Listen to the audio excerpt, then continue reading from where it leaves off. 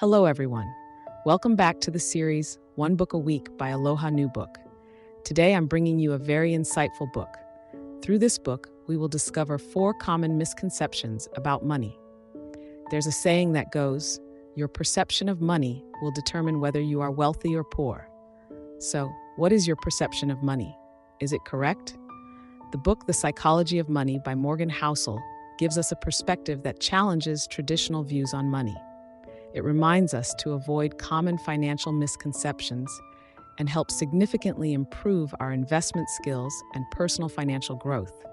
I hope that the content I convey through today's video will help you on your journey to better financial management and growth. At the beginning of the book, the author shares a story about an American philanthropist named Ronald Read. He lived in a suburban area and passed away at the age of 92, leading a simple life. Everything seemed quite ordinary until people discovered that his assets amounted to $8 million. Before he passed, he had prepared a will and donated most of his wealth to charity. People were very curious about how he accumulated such wealth. Some wondered if there was a dark secret behind it, but after investigation, no such secret was found. He didn't win the lottery, commit anything illegal, or inherit any fortune. The only thing he did was consistently save what he earned and invest long-term. Another person, named Richard Fuscone, had a Master of Business Administration from Harvard University. After graduating, he became a senior manager and was very successful in the financial industry. By the age of 40, he could retire early. However, after just a few years of retirement, he borrowed a large sum of money from the bank to rebuild his mansion. The mansion was expanded with many luxurious amenities, more bathrooms, and 2 large swimming pools. It became a place for entertainment and parties. The monthly maintenance cost alone was $90,000. On top of that, he led a lavish lifestyle, frequently spending large sums on parties and entertainment. However, not long after, in 2008, the financial crisis hit, and a large portion of his assets evaporated in the blink of an eye. Coupled with his large debt from the bank and his low liquidity assets, he soon went bankrupt. Through these 2 stories, we see that saving money and accumulating wealth is a way to keep money working positively. But if you only focus on generating a lot of money while chasing a materialistic life, it will likely never be enough, and you will never see an end.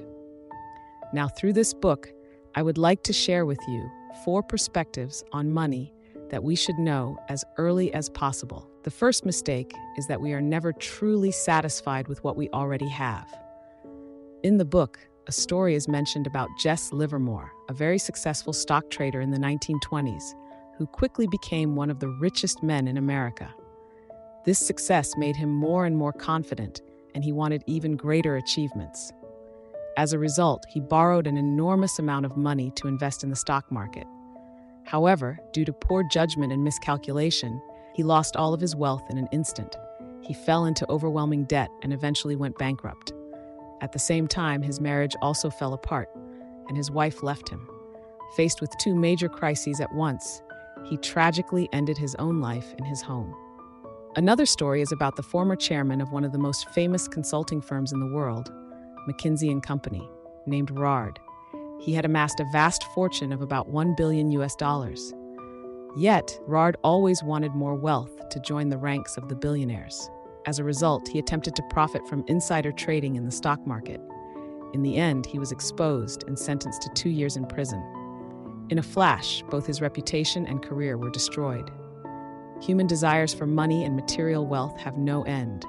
When we acquire something, we always want more. Human greed is bottomless. This is the inherent nature of people. On one hand, it serves as motivation for us to pursue financial growth. But if we let this nature govern how we manage and earn money, it can lead to irrational behavior and undesirable outcomes. Additionally, societal comparison acts as a catalyst, causing many people to never feel content. There will always be someone wealthier than you, someone who earns more, has a bigger house, or is more attractive.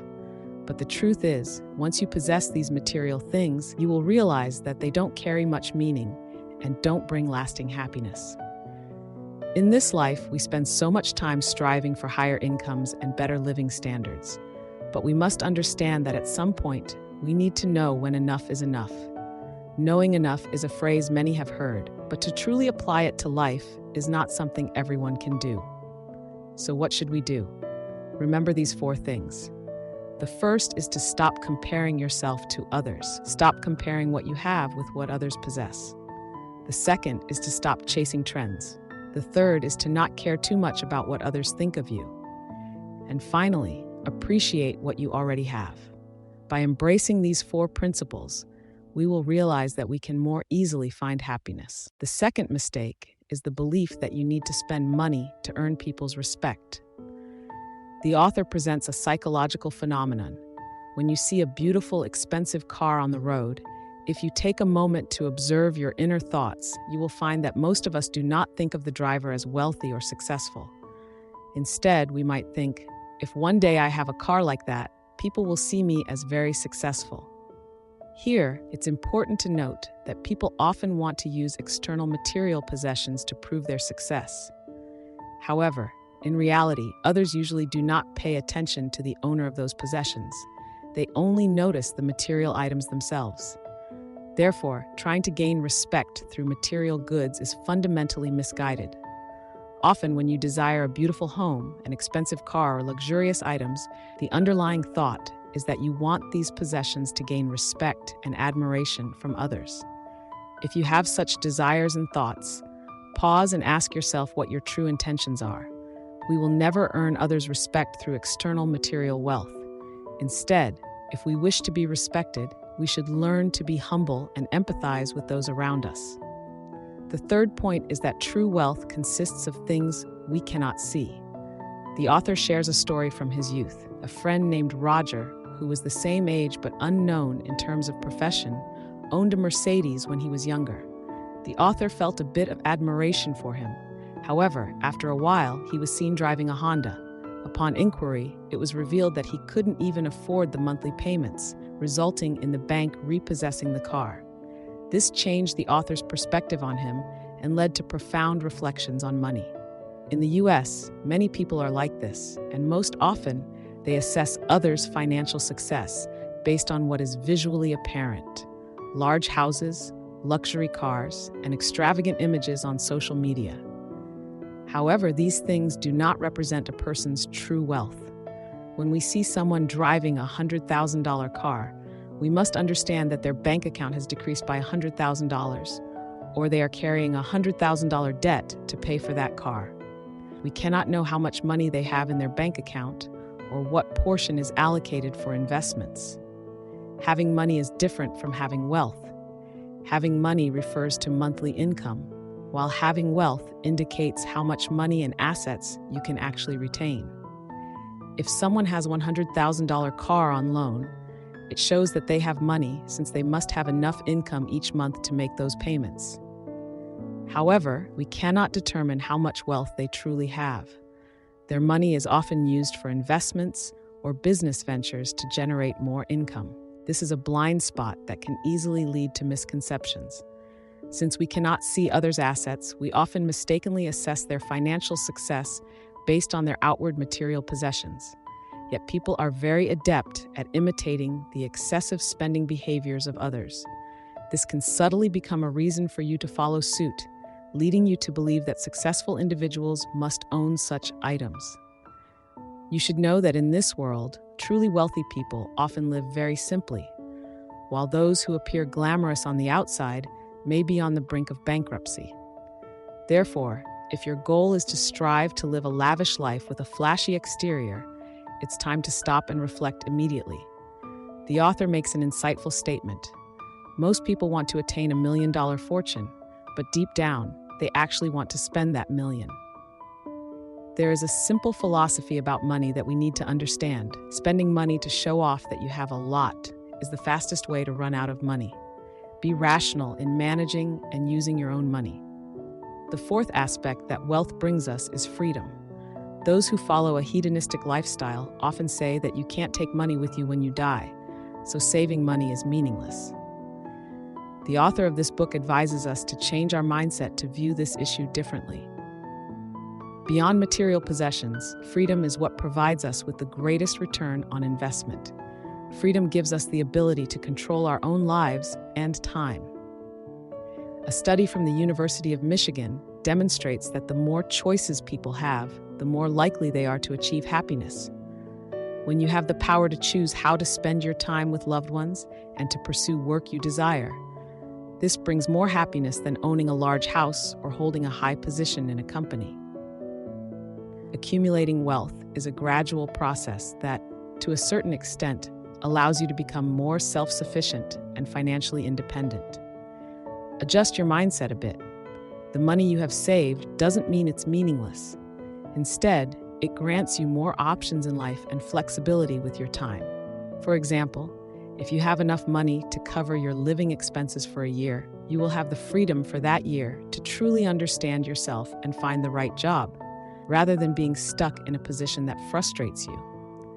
The more money you accumulate, the more choices you have, including the option to take jobs that may not pay well, but do not require overtime or consume too much of your time. Your free time can be devoted to things you love and to self-development.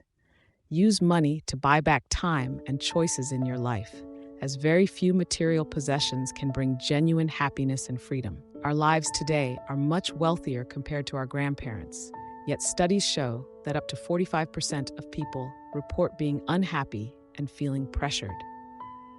The author points out that the main reason for this is that many individuals only wish to spend money on more expensive items, which means we have to sacrifice our time control.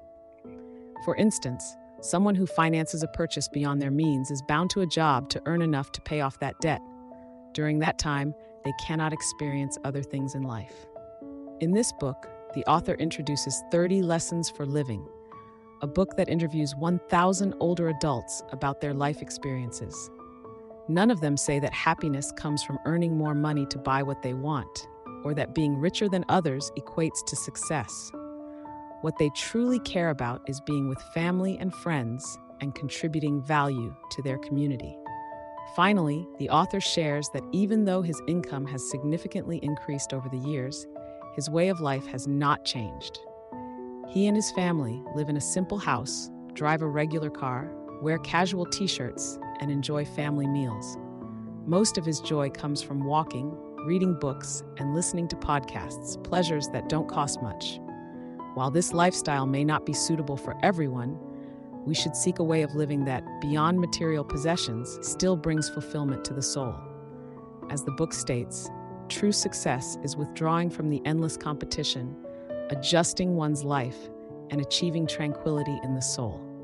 That's what I wanted to share with you all. I hope today's video provides some insights into your perspectives on money. If you found this video helpful, please hit the like button and share it with those who might need it. This is the greatest support for me. Don't forget to subscribe and hit the notification bell to catch the weekly book series from Aloha New Book. Thank you very much, and see you in the next videos.